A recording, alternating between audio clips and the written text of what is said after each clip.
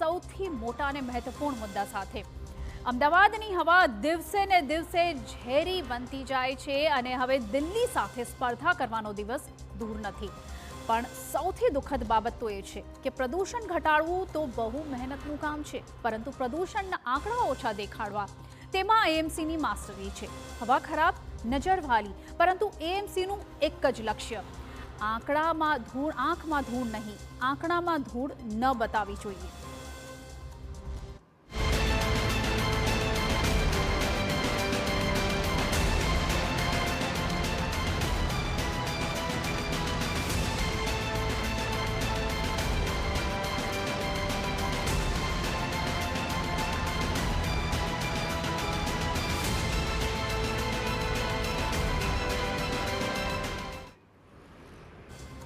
અમદાવાદની હવા, લોકોના ફેફસા, શ્વાસ લેવામાં મુશ્કેલી અને એએમસીનું મિરેક્યુલસ મેનેજમેન્ટ। એક તરફ શહેરમાં કન્સ્ટ્રક્શન સાઇટની ધૂળ, હજારો વાહનોના ધુમાડા, રસ્તા પર ધૂળના ઢગલા અને બે રોકટોક લગ્ન પ્રસંગ સહિતની જગ્યાએ ફૂટતા ફટાકડા, તો બીજી તરફ મ્યુનિસિપલ કોર્પોરેશનનો જબરદસ્ત પ્રયત્ન પ્રદૂષણ ઘટાડવાનો નહીં, પ્રદૂષણના આંકડાઓ ઘટાડવાનો। લગ્ન સિઝનમાં ફટાકડાથી ધૂળિયું આકાશ, સળગતા કચરાથી ઉધરસનો સ્ટોક, પણ અધિકારીઓ નિદ્રામાંથી જાગે તેવું બને। જો કે તેઓ જાગે તો પણ કેવા પ્રયાસ કરે છે તે આપને બતાવીએ। એએમસીએ એક અનોખો ઉપાય શોધી કાઢ્યો છે।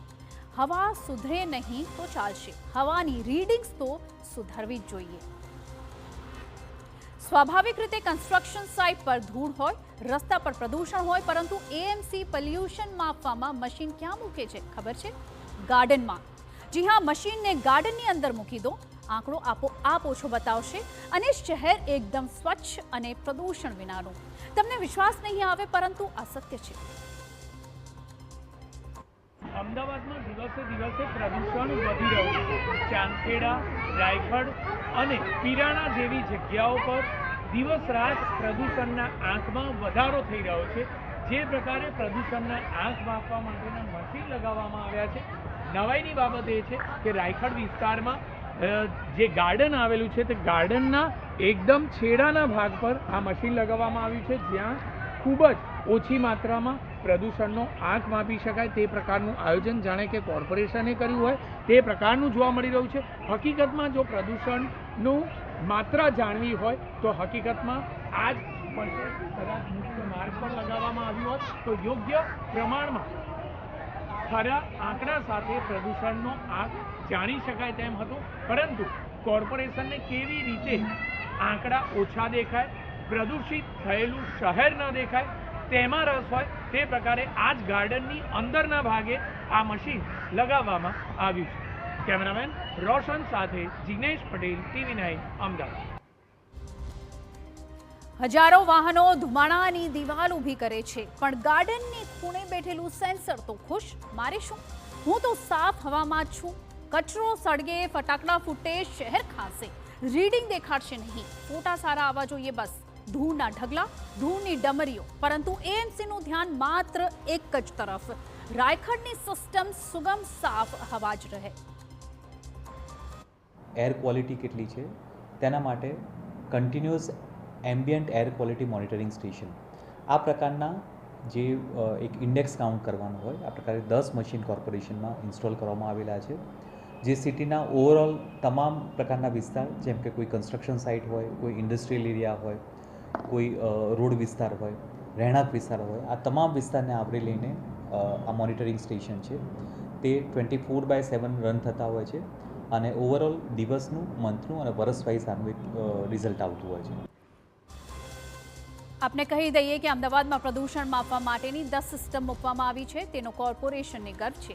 ચાંદખેડા, મણિનગર, બોપલ, ગ્યાસપુર, એરપોર્ટ સ્ટેડિયમ જેવી કુલ 10 જગ્યાએ મશીન મૂકવામાં આવ્યા છે।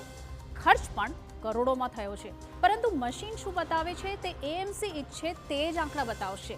કોર્પોરેશનના અધિકારીઓ નવા પ્રોજેક્ટમાં મલાઈ શોધવામાં વ્યસ્ત છે।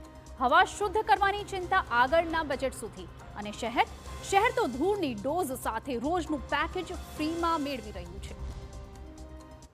જે એર ક્વોલિટી છે આઈડિયલી તેનું PM10 લેવલ મેઝર કરવામાં આવતું હોય છે.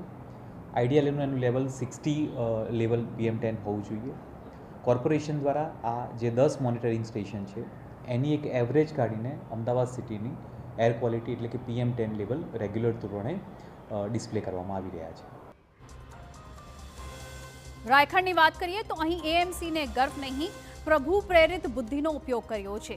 સિસ્ટમ ક્યાં લગાવી? મુખ્ય રસ્તા પર મુકાય તો ધુમાડો, ધૂળ, ટ્રાફિકના લીધે પ્રદૂષણનો આંકડો આકાશે પહોંચી જશે. તો જેથી એએમસીના અધિકારીઓએ દિમાગ લગાવ્યું, સિસ્ટમને ગાર્ડનની અંદરના છેક ખૂણામાં પહોંચી વસાવી દીધી, જ્યાં હવા છે, પંખી છે અને પ્રદૂષણ, માફ કરશો, પ્રદૂષણ કહેશે કે હું આ વિસ્તારમાં ડ્યુટી પર જ નથી.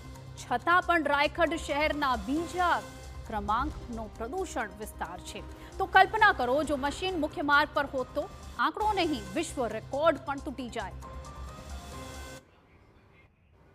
તો અહીં સવાલ એ સર્જાય છે કે અમદાવાદની હવા દૂષિત કેમ? શહેરની હવા કોણે બગાડી? TV9એ હવા દૂષિત થવા પાછળના કારણોની તપાસ કરી તો જે વાસ્તવિકતા સામે આવી એ ચિંતા વધારનારી છે.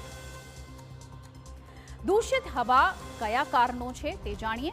બાંધકામ સાઇટ પર ઉડતી ધૂળ, નાના મોટા લાખો વાહનોના ધુમાડા, બેફામ દોડતી ટ્રાવેલ્સ બસ અને ડમ્પર, રસ્તા આસપાસ જામેલા ધૂળના ઢગલા અને મન ફાવે તેવી રીતે કચરો સળગાવવો, આ તમામ કારણોના લીધે પોલ્યુશન વધે છે.